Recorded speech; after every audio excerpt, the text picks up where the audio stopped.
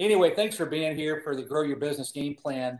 Basically, we've condensed about 25 years of experience and knowledge and hard knocks and trial and error into this class. And the whole point of this is to make it as interactive and as practical as possible. So the one thing we don't want Brian, you're I don't know that this is going to work. You're jumping in and out. We can hear about every third or fourth word. So you take it then, Tom. All right. So I'll go ahead and get us started. And if you would, Brian, kind of manage the chat box. We're going to try to make this as interactive as possible for that. So what Brian, my illustrious partner, was trying to say that we really enjoy working with VBOC and trying to share everything that we can through the combined 52 years of experience that we've worked in marketing. We have really refined and tried to make this opportunity as interactive as possible. Because at the end of this class, at the end of the day, we want you to walk away with practical things and the next steps and tangible things you could walk away with to really start engaging in your own business. So Troy, if you are manning that slide, if you could hit that next slide, I'd like to take you through what we take all of our clients, and that's through what we call the funnel. And don't be confused many times with marketing being pieces or elements of collateral. In other words, you can have a nice website, or you can have a piece of literature, a brochure, you have a logo over here, you have Facebook over here. You've got all these components, but the reality is they all need to work as one flowing piece. And we work that without really trying to overcomplicate it by just simply calling it the funnel. And we'd like to thank Alan Fletcher, who the Fletcher method kind of pulls this in. And so what we have done is we have really tweaked and kind of taken some of the things that we have learned over the years and the decades and put into practical steps so that you can actually take step by step and be able to work a successful marketing program. And I'll take you through all 7 of these. So the first thing would be the perfect avatar. So in your business, what is the perfect person that you're trying to reach? Who is the greatest influencer of buying your service or buying your product? That's what we call a perfect avatar. You've heard it called the target audience. Any of those terms work. But the reality is there is a perfect person who is fit to buy your product. That doesn't mean that other people can't buy it. It's just there's a one perfect person that really is the greatest influence of buying your product. So once we can figure that out, we move to step 2 in the $1 million message. So $1 million message being, what is it that you do or problems that you solve in your business? $1 million message is not things like, hey, we have 50 years of experience, or hey, we're family owned and operated. That's fine. And if you tell me that you have great service, I would assume that if you're in business. What we want to do in this $1 million message is, what problems does your business solve? And then once we figure those things out, we move to that signature solution. What do you do that's different than any of your competitors? What do you do that's specifically unique? A process that you do, a part to a component that you sell. What is it that's uniquely different about your product? And so those 3 things really start out what we call the marketing funnel. So the perfect avatar, who are we talking to? $1 million message, what are we saying?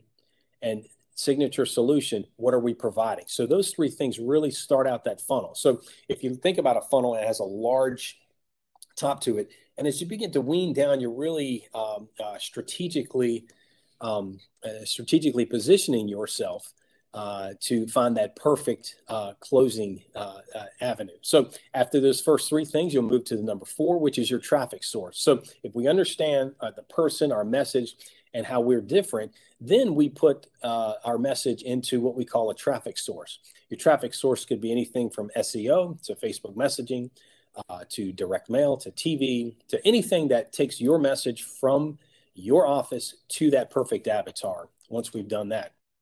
And then as you begin to use that traffic source, number 5 would be that ultimate lead magnet. You know, what are you going to do to attract leads? Because the reality is you don't have sales unless you have leads. First things first. I often relate this to dating my wife. I didn't sit down the first time we saw each other and said, hey, we're going to get married, live on a farm, have 4 kids, and 24 chickens. That may have scared her off. What I did was introduce myself as Tom, and what can I do to help you? So we start out with that ultimate lead magnet. What is it that you can share about your product or how your product is used that is useful in order to educate a potential buyer? So being able to pull in leads and attract good buyers. And then the number 6 would be authority amplifier. What makes you the expert at what you do? That could be from video blogs or vlogs or written blogs, or teaching a class at VBOC, or doing something that that validates your authority in your field. It doesn't mean that you're going to be the most perfect person in the world that is in your instruction, but you're the one that's speaking the loudest to exactly who you need to talk to. So those who are position yourself are the ones that have that authority amplifier. And then that conversion event, number 7. This is one of the struggles that a lot of businesses have, is asking for that sale. Don't be timid. On your website, push cash register buttons all over the place. Buy now. Let's get that conversion event simplified. So if you look at this slide, you'll see the funnel. These are the components that we work with in order to take you to the next step. So if you look at it as a grand scheme, and marketing is not just one, just a pieces together. If you look at it as something that flows together nicely, you go from the perfect avatar or your target audience to a conversion event, and that is your prospect turn into a customer. So next slide, Troy. I'm going to take you through these steps like we would take any of our clients. And the first thing that we do with all of our clients is create what we call the one-liner. So Troy, if we could get that next slide there. There it is, the one-liner. So your one-liner, and we're going to make this interactive. So be ready with your paper and your pencil because I want you to share with us. Your one-liner is what you do. So in other words, when somebody asks me or asks Brian, hey, what do you do? We don't say we're creative directors or we're owners of a digital marketing firm. That's my title. What we do is something different, and I'm going to walk you through that. So in a one-liner, if you're thinking about your service or your business, number 1, I want you to think about the problem that you're solving. What is it about the product or service that you are rendering of the problem that it solves? Okay. And then number 2, what is your unique solution to that problem? Does that ring a bell with the funnel stuff? And then number 3, what's the happy ending? So Troy, hit that next slide. I'm going to kind of show you what this looks like in real time. So problem, solution, happy ending. So Genie Jar Digital, our one-liner is, since most small business owners struggle with their marketing, we help them figure out their plan and implement it so they can grow their revenue to 6 and 7 figures. So Troy, hit that next slide real quick. I'm going to show you how we break this down into our one-liner. All right. So you see the highlighted areas: problem, the next line solution, the next line happy ending. The problem is, since most business owners struggle with their marketing, that's a problem. That's a problem that we talk about and we see every single day. Our unique solution is we help them figure out their plan and implement it. So the solution is our unique way, your grow your business plan, to figure that out and implement it. So happy ending would be revenue of 6 to 7 figures. So when somebody asks you what you do, this is the diagram. This is the algorithm that I want you to use. So Troy, hit that next slide if you could, real quick. We've got, actually don't hit the next slide. That's for the next thing. My bad. Go back up if you could, Troy. Hey, listen, Troy, thank you so much for hanging in there, being a champion for us. We'll get this. I got about 4 screens open as we lead through this. I'd also like to shout out to my business partner, Brian, who does such a fantastic job at flowing this correctly. So let's get back to one-liner real quick now that I've done all of my preludes here. Our one-liner is owners struggle with their business, problem, figure out their plan and implement it, solution, happy ending, revenue, 6 to 7 figures. So if you have a separate sheet of paper or your iPad or whatever, take that and write down some of those things in your business. And before you do that, if I could, go over to the chat, those who are in attendance, and just let me just put the industry that you're in, and whether you're a new business or an existing business. So just put the industry and the new or industry existing. If you could put those over in the chat, Brian, if you can probably watch those as well. We'll get those industries and whether you're new or existing, and then let's figure this thing out. So we'll take a few moments. If you have any questions, you're welcome to speak right up. or you can put it in the chat box if you're nervous about that. Either way is no problem. But let's figure out in your industry or your product what your potential one-liner could be. And then let's talk about it. Let's see if we can refine those things. So Lawrence is logistics and transportation. He's a new startup. So Lawrence, in your situation, what are the problems that logistics or 3PL or whatever transportation businesses are having? What are some of the things that are problems that you can speak to? And how do you uniquely solve them? And what does a happy ending look like? So Lawrence, let me ask you this. What are some of the problems that some of your logistics and transportation prospects may come across? So the biggest thing out of all transportation and logistics is finding qualified drivers and reliable drivers. That's the biggest headache right now. Okay.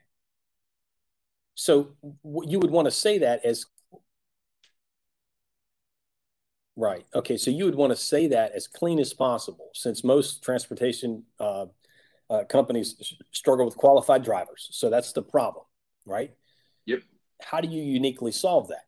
What is your plan to provide qualified drivers to these companies?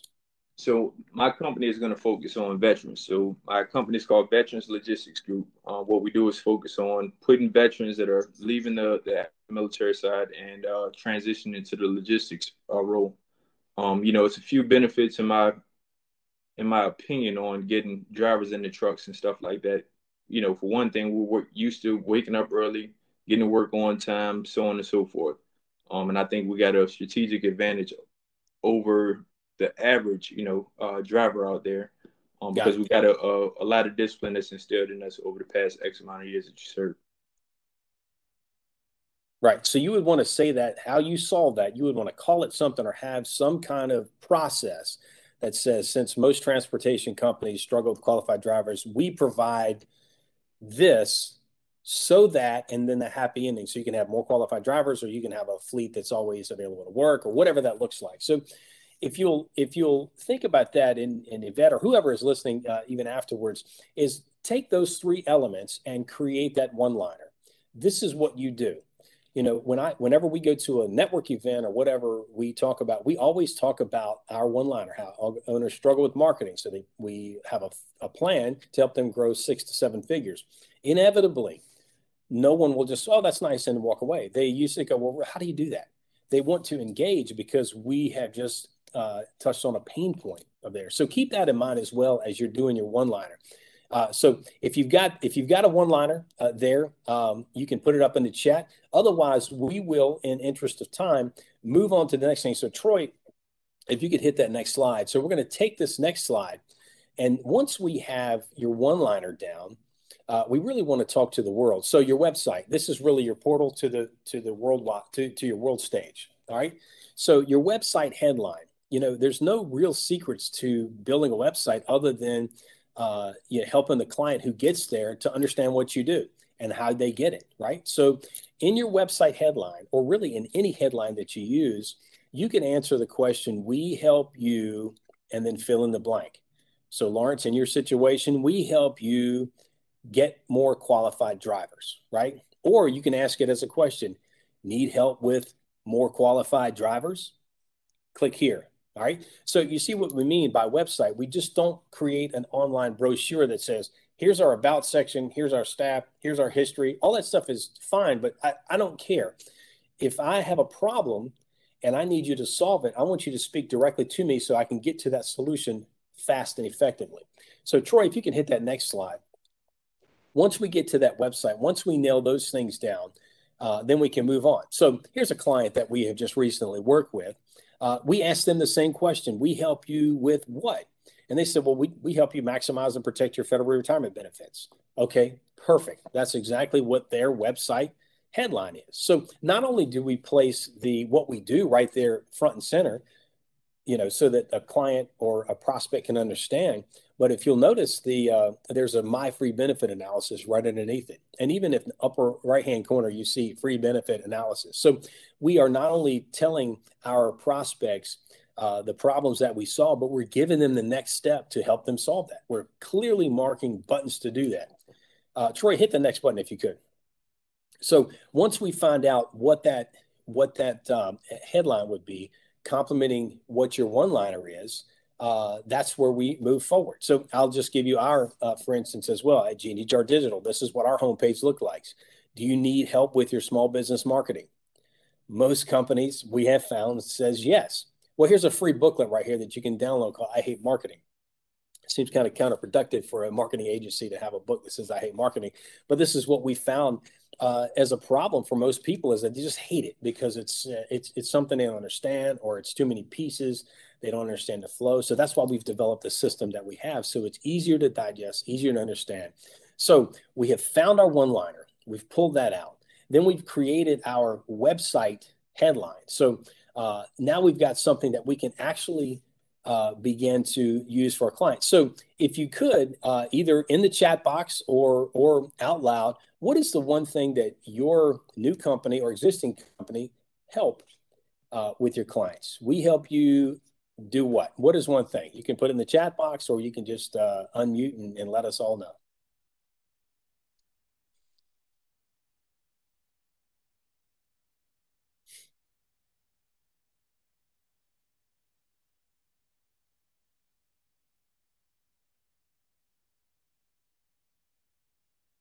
We help you, and I'll tell you what else this does.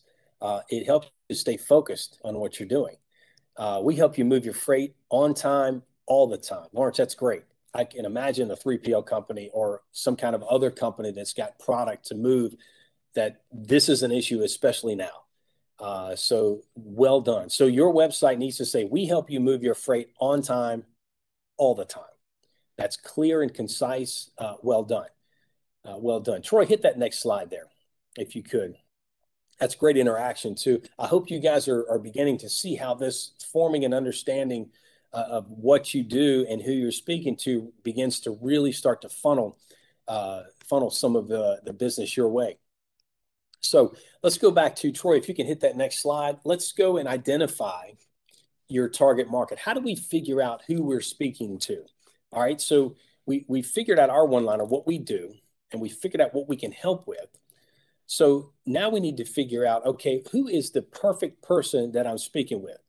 And Troy, if you can hit that next slide, there it is. All right. So actually it went too far. If you can go back one, this is kind of a few questions. So the slide right before that is, who is your typical customer? And what we want to do with your typical customer is there we go, the other way. There it is. All right. Great job, Troy. Who is your typical customer, right? It's not everybody. And even Walmart or churches, your target market is not everybody, because not everybody is going to be a consumer of your product or your service. So what we want to try to do is niche it down to the most specific and most viable set of customers. Because when you begin to advertise and market, you want to be as streamlined and efficient as possible. You don't want to do spaghetti marketing, what we call it. Just spend a lot of money and say a lot of noise and throw it up against the wall, and hopefully some of it will stick. I can imagine if you're like our business, we need to be specific. When we spend $1, I need to know that we're going to get 10 back. So if we niche it down to a most specific and most viable customer, then we can truly know who we're talking to. I'm looking over in the chat box, and is it Yaz or Jazz? Either one sounds fun. It says, we help you spend more time with your family and less time in the kitchen. I'm already intrigued with this product.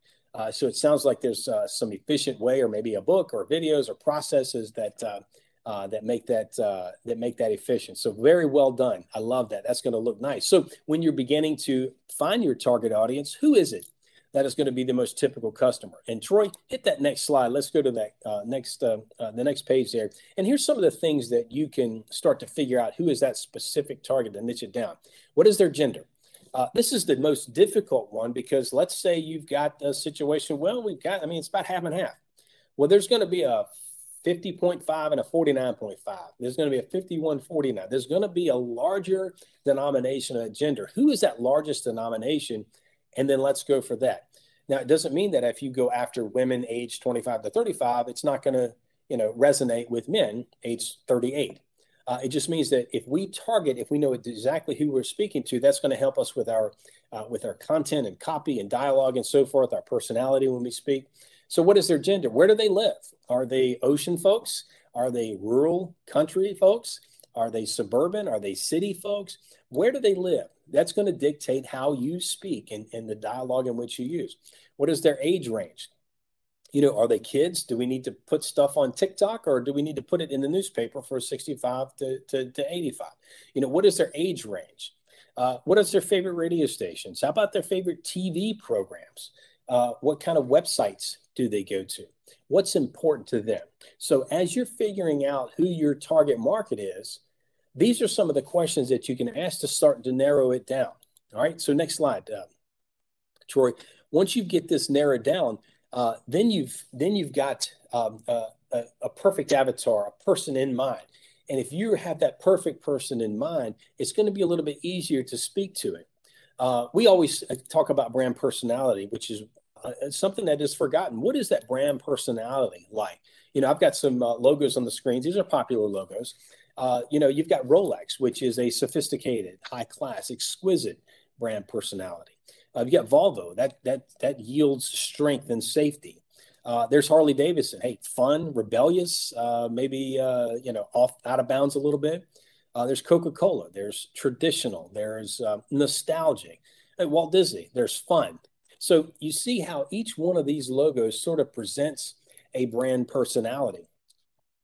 When you get to that situation, once you have figured out, okay, who is my target audience, then what I need to do is how do I figure out how to speak to them directly? So if you could, over in your chat box, we've got several more in that's here in your chat box. Who do you think is your perfect audience? And what I want you to do is let's give me the gender and the age range that you think is your perfect target audience. I'll tell you from Genie Jar Digital, ours is 35 to 55 male.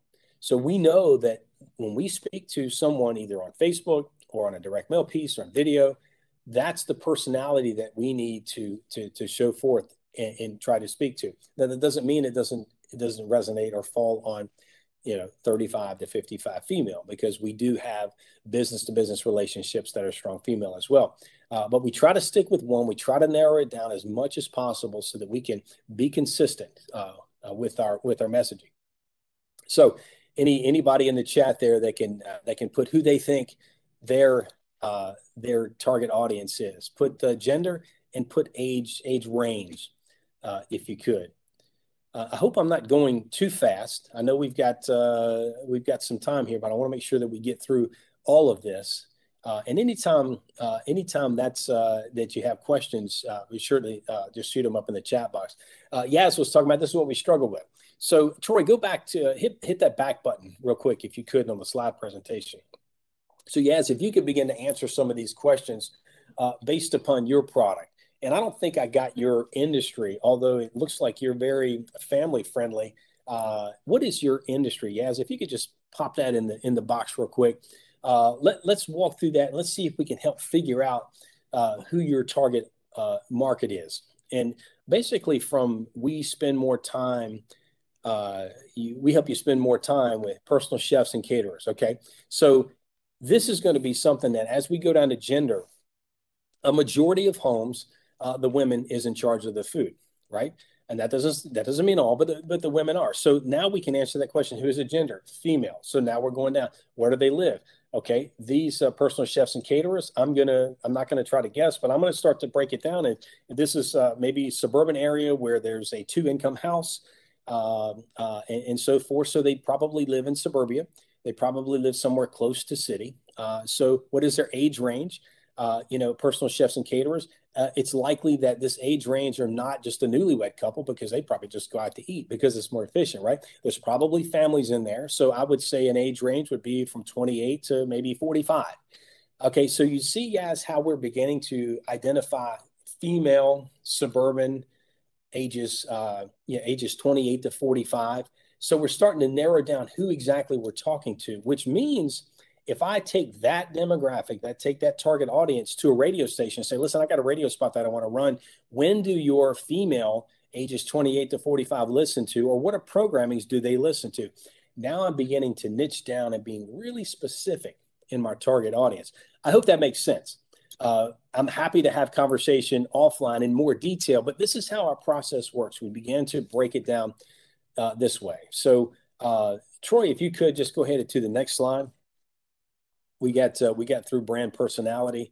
We're talking about brand personality. So how do we figure out what the brand personality is?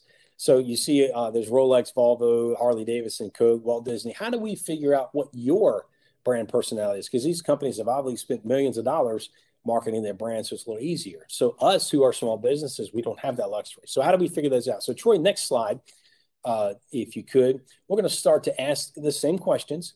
This is your company culture, right? So if you've got a pencil and a piece of paper, a pen and a piece of paper beside you, answer these questions. Choose one of those. Are you humorous or serious? Do you tend to be light or are you pretty serious? Are you traditional or are you innovative? Are you agreeable or are you rebellious? Are you gentle or are you hard-hitting? Are you glamorous or are you rugged? There's creative or analytical. There's casual or formal. And just for fun, are you sweet tea or are you a glass of wine or a cocktail? So if you begin to add these up, you can figure out what your company's culture is like. So when you get your personality out, you can tell your story better on your logo design and on some of your copy that you use. So what we usually do in our company is we try to get the top 4 brand personalities because then we can figure those out. So they may be a humorous and rebellious with a little rugged, right? And creative. So we would want to, if they're humorous, we'd want to have some kind of fun headlines or something that we can sort of connect with. If they're rebellious, we want to talk about how we color outside the lines. Rugged, hey, listen, we're Timberlands, we're walking in the woods, we're eating grass, we're doing those things. So your brand culture really begins to shine in some of the ways that you market, some of the photography that you use, some of the designs, even colors that you use to exude your personality. So in the chat box, if you could, I'm sure you guys are raining down with all of this information, but in the chat box, what is your industry? And then what is the personality that you think that your company culture exudes? Give us the one. I've got a whole bunch of lists here, but maybe you can do 2. Maybe you can't decide between serious and traditional. Maybe you can't decide between glamorous or creative, something like that. But in the chat box, put your industry and then put what you feel like your personality is right next to it. In our situation, Genie Jar Digital, our brand personality is humorous and creative, right? So we want to have fun with our photos. We want to be light and airy with our copy, and we want to show creativity, right? That doesn't mean that we're never going to be analytical because a lot of times our creativity really is dictated by things that we do analytical. But our personality that we show forth to our audience and to prospects is humorous and creative. So we'll give you a chance to think about that as we move on to the next section. Troy, and if you can hit that slide, we want to talk about your lead magnet. So as you remember, before we talked about the funnel, and we talked about, identifying target audience, your one line, all that stuff. So we've already done the first part where we have created, who it is and what you're saying and the personality you're saying it with. We're going to skip over the traffic source real quick because I really want to help you with some of the stuff that you can create leads with. So we talk about a lead magnet. A lead magnet basically is something that you can attract other customers by giving a win-win situation and getting some information from them. So I'll look over here. Yes, thanks for filling out. This is hospitality and glamorous and creative. I love it. Hospitality industry, brand personality of glamorous and creative. So that's really good. All right, let's go back to that lead magnet. So in trying to identify what that lead magnet is, what is it that we can provide that gives us the leads that we need to build a database of consumers that we can constantly connect with? What are the top 3 questions people ask about your business? So in the hospitality industry, maybe the top 3 questions are, well, how much does it cost? Or is the food healthy? Or how long does it take to do this? So these are the top 3 questions. So what Yaz can do as far as a lead magnet is create a PDF or a video that says the top 5 ways that you can, have the most budget conscious meal that's healthy, or something like. See, that's a lead man. That's something that the demographic that she uses would be something that would speak directly to them. So let's say Yaz, your target audience is 28 to 45 women. If I'm in that category and I see that, 5 ways to make my dinners healthy and budget friendly. Oh, click. What is your name? What is your email address? We'll send you the PDF, or we'll send you the video. So now what I'm doing is I'm trading information for my information, right? I'm also teaching them about our product. That's kind of a subconscious thing. But now I've got an email address, which means this is somebody that's really interested in my product because they've been interested enough to give me their email address so that I can send information to them. So lead magnet, what are top 3 questions that people ask about your business? So in your situation, hop over there to the chat box real quick. You've got a business, whether it's logistics or hospitality or whatever that is, or you've got some questions that people usually ask about your business. Why don't you drop 1 or 2 of those in the chat box, and let's see how we can consider creating a lead magnet that you can generate database to build your base of communications there online.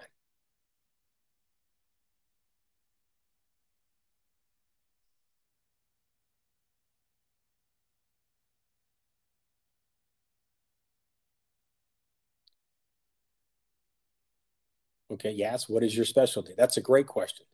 So maybe a lead magnet comes like this, 5 things that we specialize in that the family loves to eat. You want to engage in some things that take your target audience to go, yeah, that's interesting. I'd like to have some. So creating something that you can trade that lead magnet for is good. And these, you can really begin to, as you are in business, as you're fielding calls and as you're getting messaging and messages on Facebook, you can begin to build lead magnets based upon the questions that are recurring constantly from prospects. Health, in the food industry, health is one, sanitation, speed, is it farm to table? Is it processed to frozen? I mean, there's so many things that you can do. Maybe one of your lead magnets is how to take, how to keep your fresh longer and tastier. How to keep your fruit juicy. Maybe there's some things that you can do there that specifically gives education for your product. All right. So there's a lead magnet. So we'll have time to work on that. Lawrence, how much capacity can you handle and how reliable are you? Okay, those are 2 great questions. So maybe Lawrence, we create a video on 3 ways to see if your transportation company is reliable. So it gives a person a checklist on 1, 2, 3. These are the top 3 things that make transportation companies reliable. And of course, Lawrence, you would want to hit all 3 of those things that we do these. How much capacity can you handle? On a situation like that, maybe there's a little PDF on how you can create capacity to be more efficient and more cost effective in shipping and in driving and so forth. So those are informations, and it looks like you, Lawrence, are at maybe more of a business to business relationship, possibly male as a target market. So you'd want to speak directly to them, time and money. What are ways I could do this faster? And what are ways I could do to save money and be effective on this? So creating lead magnets that attract people to your product, that gives you an opportunity to share and educate with really what you do. So if you will, Troy, go to the next one. Let me show you a couple of samples of lead magnets that we've done for some of our clients. So here's a financial advisor to the left there, top 10 tips before retirement. If you're getting toward that age of retirement, okay, here's the thing. Here's a booklet I can download that gives me the top 10 things I can do before I hit that person. Or AC Masters. Now, HVAC companies are great at this. A free diagnostic call. Let's say we just bought a new house because the market is going crazy. We just spent $430,000 on it, but I don't know anything about this HVAC system that's in here. They said it was okay, but I'd like for AC Masters to come and give me a free diagnostic test on this. Well, their gamble is, yes, we're going to come in and diagnose your unit. We're professionals. We're going to give you the lowdown on everything. But more importantly, AC Masters is going to be able to get your contact information. They're going to be able to come into your home. They're going to be able to share some things. So that free diagnostic call that they make is going to be well worth their time. Or how about the ultimate checklist for business succession planning? So this is something that, when I started my business 26 years ago, I didn't think about a succession plan. I just thought, hey, I love doing this. Let's go. But the reality is there needs to be a succession plan, because there is going to be at some point where this business goes to a family member or is sold or is merged with another company. What is that checklist? So one of our clients has written a checklist on, okay, here's a few things that you need to do first. And so what happens is these lead magnets will attract a prospect or attract a person that could potentially be a client or a customer of yours. And now you've engaged in their information. So sometimes in this business, we call it low-hanging fruit. These are people that have actually been interested in your product. So now you've got their information and you can speak to them. That doesn't mean you're going to call them and email them every day, because you're going to get unsubscribed and lost quick. But you can build momentum and build information so that you can create these leads, because remember, you have to have leads before you get a sale. So that's really where we want to really drive that. So if you've taken your one-liner and your brand personality and what you do best, and you begin to create these things and have this lead magnet, you see how you're really, really understand what your audience needs, and you're going to be able to provide them what they want, so that you can do less selling and be more branded as a go-to business for those leads. So, all right, does that make sense to everyone? Everybody says yes and raises their hand at one time. So if we could, I'm looking over at Lawrence. Where is that video located? I'm not sure which video we were, but it says understood. Yes, thank you. All right. If I haven't been clear on something, just put it in there. If not, we can chat later on that. So lead magnet. So once we've gotten to this point, now we need to figure out how to make that sale. So we're going into that cash register, how to make the sale. So Troy, if you can hit the next slide, we want to talk about your Bullseye product, right? So what is your most profitable service or product? Now, I realize, and even in our business, we have lots of things that we can do. We can build websites. We can do strategic campaigns. We can launch radio spots. We can do TV campaigns. We can do SEO. I mean, there's so many things we can do. But in your business and in our business, there's going to be a point where what is the most profitable service or product? If you begin to take all of your leads and all of your conversation and everything to point to your Bullseye product, that's where you're going to be the most profitable and the most helpful to your audience. So figuring out what is that, how do I get that Bullseye product? How do I figure out, maybe I got 2 or 3 things that I do. I'm not sure which one it is. So Troy, hit that next slide and let's do a little checklist on helping you figure out what is your Bullseye product. So is your Bullseye product a signed multi-month contract? Are you a subscription base? Do you have dance training and classes? How about home closings is your most profitable? How about loans to small business owners? Could they be your most profitable? How about generators or electrical service? So you've got all of these companies and all of these industries have other things that they do, but what is your most profitable? So what I want to do in the chat to help you with this is what is the most profitable product in your company? Where are you going to make the most money and turn over the most revenue? So let's go over to our chat box, and if you could, just to keep myself straight, because I got all these windows open, I want to make sure I'm clarity in speaking, is put your industry and then put your Bullseye product next to it. And in just in about 2 minutes, I'm going to come back. I think we got that straight.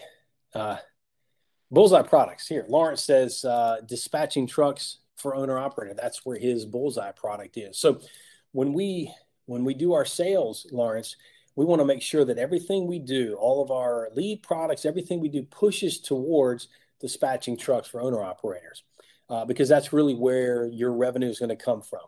It doesn't mean that you don't do other services. That's really nice. So in other words, Bullseye product for Genie Jar Digital is being able to build a website for somebody. What happens is we come in and we build a website and we got all the SEO straight and all the other content and everything right. Then they realize that, you can do search engine campaigns and you can also place our TV spots. Well, great. We've been working with you for a few weeks. We like working with you.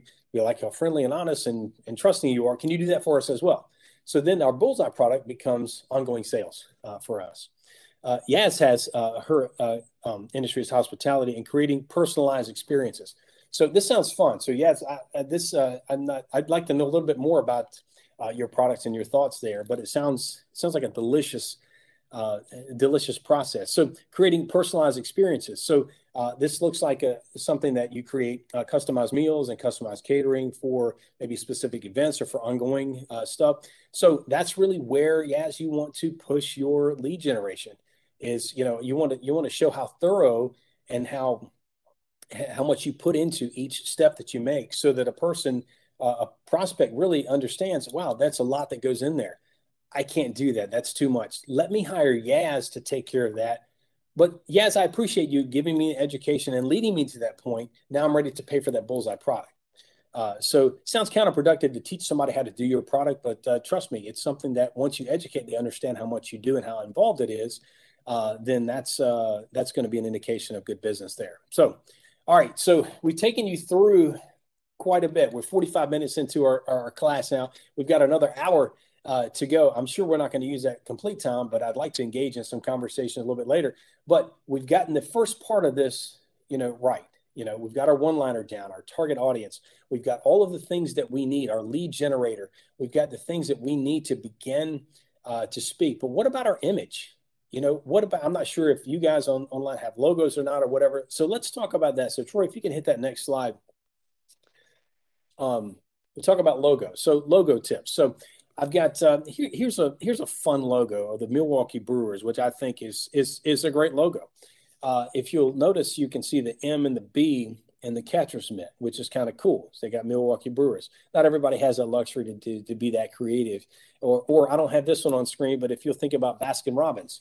Baskin-Robbins, if you're an old guy like me, you remember their marketing was the Baskin-Robbins 31 flavors. Well, when they created their new logo, the B has the 3 and the R had a 1. So inside of their BR logo is a 31 that you can still see. So all kinds of fun things that you can do with your logo. So Troy, hit the next slide if you could, brother. So I want to give you some tips on logo. Here's just a few logos that we've done for local folks here. So there's a Walt's Pride and Alfredo sauce. So this company had developed a series of sauces, vodka sauce, Alfredo sauce, and so forth, that we built a logo for. Now, in part of the discovering this logo, what is that? How do you design an Alfredo, right? It is what you want to do. The chef, we learned from discussion, is an Irish chef. So that's where we began to pull our colors and some of our imagery. And now he can expand from Alfredo to vodka to marinara, whatever kind of sauces he wants to have. So we gave him a logo that is versatile. Here's one here for the Business Development Center at ODU. They wanted to have some kind of a navigation point, a compass point. ODU is in Norfolk, so this is a nautical area. There's military, there's shipyards everywhere, there's docks everywhere. So they really wanted to present their Business Development Center in the nautical theme. So we developed this logo to satisfy that. There's Mike Wells Services underneath. Mike Wells Services is an HVAC company, heating and air. So if you notice, we took Mike Wells and took the W and the M and put it as his logo. Interesting enough, it's in red and blue because blue really represents cool and red obviously represents heat. If you take this logo and turn it upside down, it reads exactly the same thing, except the emphasis is on the other color. So a lot of versatile things that you can do with the logo, but here's a couple of tips that I can say for you for your logos. And I'm not sure if you have designed your logo or not. If you have, I don't know that you could put it in the chat box, but it'd be kind of cool to see that. So just give me a thumbs up if you've done your logo already. And if you've not, just give me a big no on that. But on logo tips, here's a few things that you need to look for. Number one, does it print well in black and white? All right. So, in a situation like, let's look at Walt's Pride image. The logo as it is now does not print good in black and white because you got a lot of gradients there, a lot of light colors. However, there is a black and white version of this logo. You see where there is bold images and, the cloverleaf is in black. The name is in black. The background is white. The letters are in white. So there's a black and white version of that. So does it look good in black and white? Can an element be pulled out of it to use on social media? That's really a new one. because we didn't have social media when I started this game. But is there an element in your logo that you can pull out and use as a square on your Facebook page or on your Instagram feed or somewhere else on your website icon? Is there an element in there that can be pulled out and used to create branding? So if you look around here, you got the you got the cloverleaf, you've got the business development navigation that can be used as an icon, or the MW or WM can be used as an icon. Does it produce well in an element that can be taken out? Does it look good when it's small? So if you reduce the size of your logo, can you still see what it is? That's one of the things now, especially in social media. If your logo is so small and you put it up in your box, and then a prospect is thumbing through their smartphone and they look at the little icon, can they see what that image is without going, well, who is that? What is that? Without the name being there. So a couple of tips on logo design. Looks like Yaz has got her logo. Lawrence does not have his logo yet, but that's a great opportunity. Now we've got tips to be able to put those things together. And, one of the biggest tips I say is don't be cliche. Don't go to a clip art place. If you're a logistics company, Lawrence, you don't want to put a truck in there. You want to make sure that you go directly to the pain point that you solve and try to relate that to the service that you provide, to that unique opportunity that you provide. Perhaps it's part of your name. Perhaps, you're using an LS. Perhaps it's a different name than your name. So pull out those things that really can help you to be able to brand your business, that print well in black and white, that can be reduced well and still be seen, that has an element that you could pull out for social, etc. So there's a few logo tips for those who have not created their logo, or if you wanted to kind of take that checklist and look at your logo now and see, okay, have we done it? Have we done everything correctly? Do I need to tweak anything? Is it clear? Can you look at my logo and tell exactly what I do? So those are some of the things you do there. So as we move, are there any questions to this point? I know I'm really running through this class kind of one-sided. It is kind of weird or interesting as you're talking to names and slides as opposed to an interactive class. So Troy and Donald and all those guys, I know we'll be glad to get back to classroom settings. But anyway, Troy, if you could help me with the next slide, let me give you some website tips. So now that we've created this personality and all this stuff, now we need to begin to build this out. So you remember that we mentioned, on your website, we help you with blank or need help with blank. That's going to be where we start this. That's going to be one of the most important things you put on your website. But here's some tips here. And we're going to call this above the fold tips. Now, if you're an old guy like me, you'll understand that above the fold is the top part of the newspaper that you can see without unfolding it and opening it up. Right? So here's some tips for your website. I don't know if you built your website yet or not, but here's some tips. Maybe you can go back if you have and do some tweaks. But we want to make sure that we use consumer behavior, because consumers now for over 20 years have been looking up websites. So we've got a pattern of how we do things. Here's one of the biggest things I will encourage you to do is make it clear. Donald Miller, not our Donald Miller, but Donald Miller from Market Your Brand. Yeah, brand personality, brand something, brand bootcamp brand. I don't know, some kind of branding place. It says, if you confuse, you'll lose. That is the clearest, most truthful statement you can say in marketing. If you confuse, you lose. I often think about a website as like walking into Kroger or walking into a Food Line. And if my wife asks me to go get taco seasoning and I walk into Kroger Food Line, I get that dumb look on my face because there's no sign for taco seasoning. Where do I get it? You don't want your consumers who finally get to your website to have that taco seasoning look in the face. You want to be clear about what you want to do. So in those lights, your website tips, make sure your logo is in a clean space. I like it to be on the left-hand side because viewers read from right to left and they do a Z pattern, right? So they'll hit your logo, and as they come across there, put your buttons there. There's the abouts and there's all those things. But really, let's talk about your Bullseye product. Remember those things, and your lead generators. How can we take a person from finally coming to our website to being a prospect and being a customer, right? So make sure our buttons are clean and neat. A hero image, you'll see that on there. Put an image on there that's high resolution, please. No pixelated or blurry images, because that's a direct reflection of the type of business that you will do, whether you do blurry or pixelated business or not. So we want to invest in a photographer, or there's lots of free websites that you can get royalty-free photos from. Now, the only downside to that is that anybody else can use those, so you don't want to see your photo ended up somewhere else. So, it's easy to grab your iPhone or grab a decent smartphone today because the cameras are fantastic. Get some good composition, good lighting, and take a high-resolute hero image that really explains what you do. So, in other words, you've got this hero image that's on your page. Your copy, what you do is going to go on top of that. So you don't want it to be so busy that it's confusing, but you want it to be complementary. Let's say Yaz puts a beautiful plate of food on top of her food, and we help you, create meals so that you can have more time out of the kitchen, or whatever that one-liner was that she had. You want to have those things. And then, after the hero headline, then your call to action. That's so important. Call to action.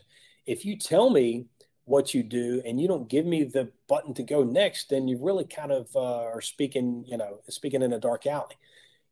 Hey, listen, we help you with your transportation, or we help you get qualified drivers. Click here to find out, right? I want it right there. So once I've realized you can solve my problem, I want to know where I can go to get that problem solved. So what is that next step? So make sure you've got clear call to actions. All right. So Troy, if you can hit the website, I want to kind of walk through a website that we just did. Here's one for business owner strategic solutions. Their name was so long, we said let's just call it Boss.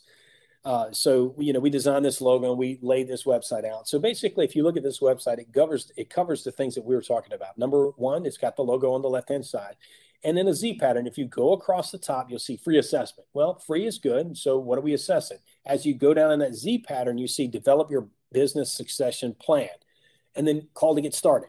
So we've got all of our information right here. It's clear about what we do, and I've given you the next step right on the page so that hopefully you click on that and there's no easy way to go, no other place to go. So once we get to this website, this is how you would take this funnel. This is how you close this out, giving that final landing space as we begin to review what the funnel is. You've got that perfect avatar that begins with. We have hopefully created that $1 million message. We help you do this. And here's our signature solution by doing it this way, right?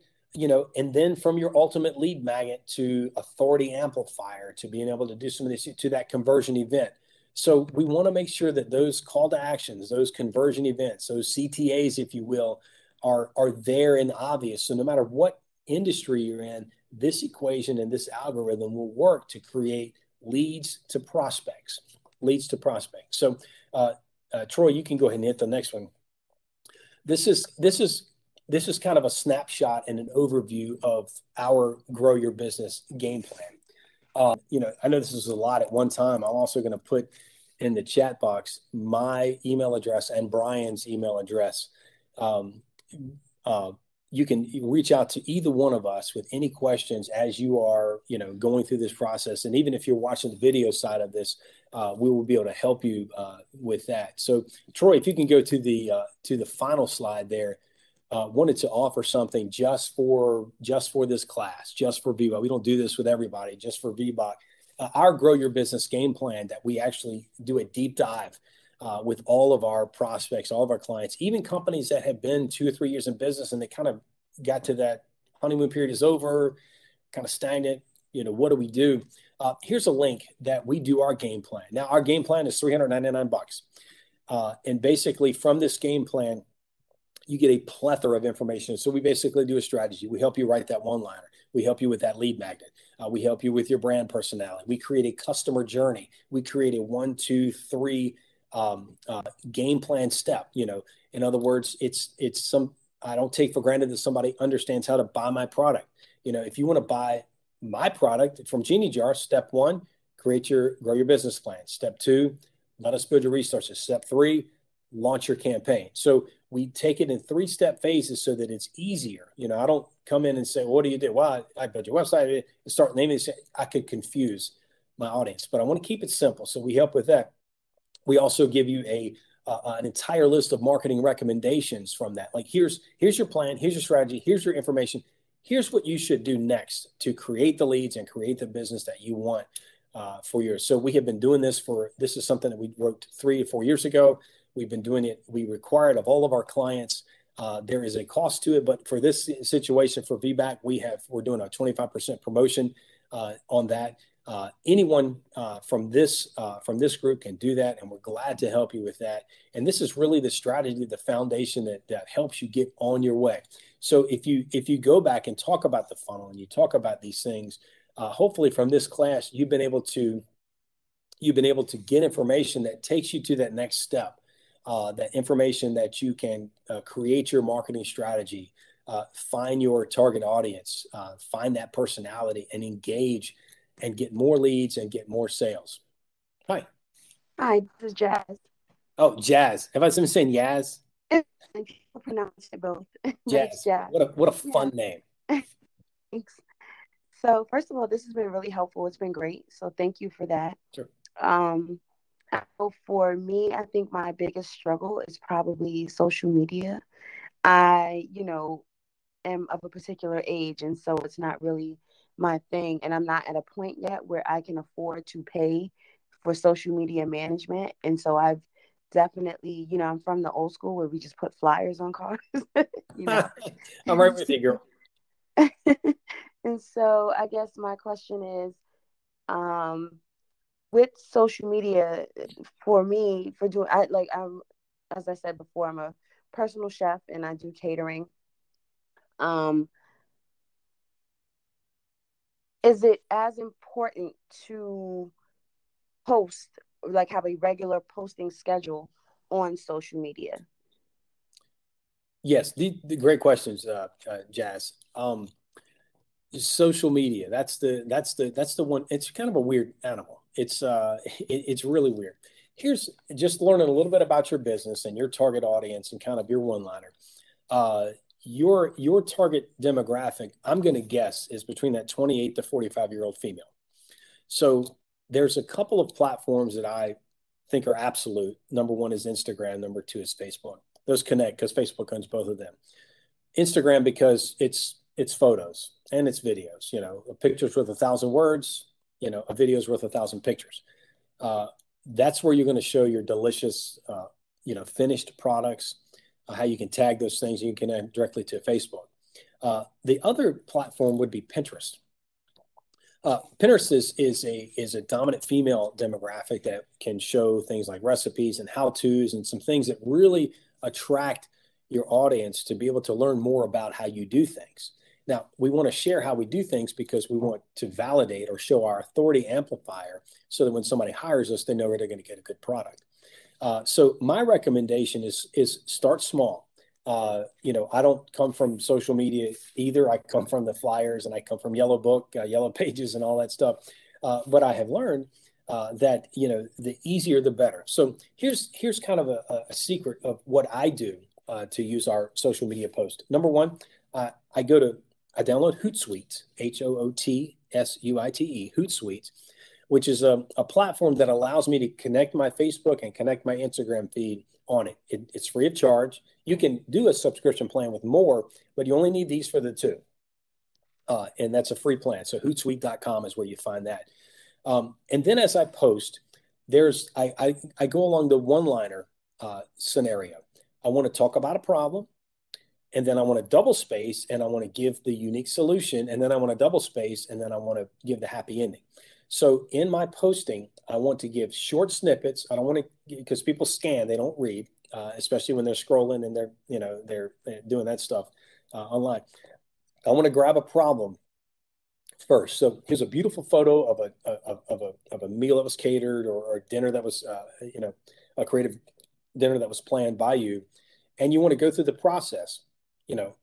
This family did not have time to create, something for their family reunion, So, and I'm not sure what the name of your business is, but jazzed up all the food so that everybody was satisfied. And now they're going to host all the parties from here on out. So I did it in short, simple plans. I don't want to invade your social media, but I do want to create those three things. And then I want to put my call to action. if you're interested in not spending a lot of time in the kitchen, go to www.jazzfood.com or whatever that website is. You'll link that directly. Now your Facebook page and Instagram feed has become a lead generator for your website, which is really where you want people, because now I can have them download my lead generator and I can give them more information. I can upload videos. I can create a blog. I love blogs. You should really create a blog, something that takes 3 minutes to read, including with photos. So see, what I'm using is leveraging my social media to get my potential client to my website, where I can really get the information I need: email addresses, lead generation, closing plans. I can put my calendar right online so that people can book an appointment right then. So that's where you really can utilize your social media to its most effectiveness, instead of just, here's a photo and I don't want to be a part of this kind of thing, like we all are, but just as a lead generator to your website. Does that make sense? Have I answered your question? Thank you much.